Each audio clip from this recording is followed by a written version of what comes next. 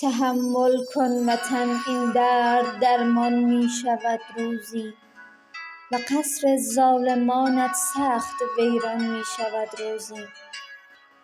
تحمل کن وطن نام پریشانت به ما کافی است، برای دردهایت میهن خوبم خدا کافی است. تحمل کن وطن هرچند می دانم پریشانی، به سنگت می زند از هر طرف یک مشت نادانی. قلم حتی نمی داند پریشان می شود گاهی. خدایا قلب انسان مثل حیوان می شود گاهی. همیشه در وطن با کینه ها دنبال نیرنگ است. همیشه در وطن با کینه ها دنبال نیرنگ است. تمام فکر این مردم فقط کشتن، فقط جنگ است. به آتش می زند طفل و زن و بنیاد کابل را. چرا هرگز نمی بیند کسی فریاد کابل را؟ چرا این درد پر اندوه ما درمان ندارد هیچ؟ چرا این درد پر اندوه ما درمان ندارد هیچ؟ چرا این فصل بدبختی ما پایان ندارد هیچ؟ چرا حکم جهاد اینجا به شهر پاک ما باشد؟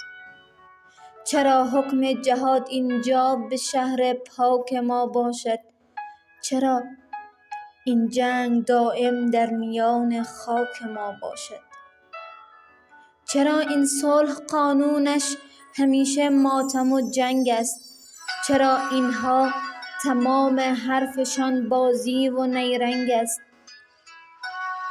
چرا صلحی که میگویند به این میهن نمی آید؟ چرا بوی ز آرامش مشام من نمی آید؟ ربوده از دل مایان امید صبح فردا را.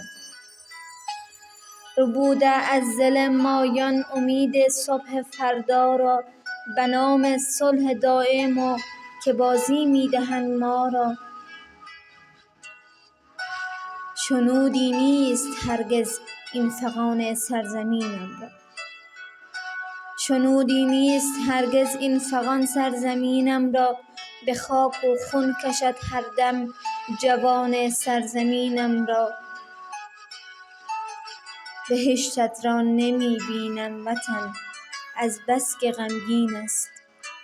خدایا شاید آن دوزخ که می گویی فقط این است.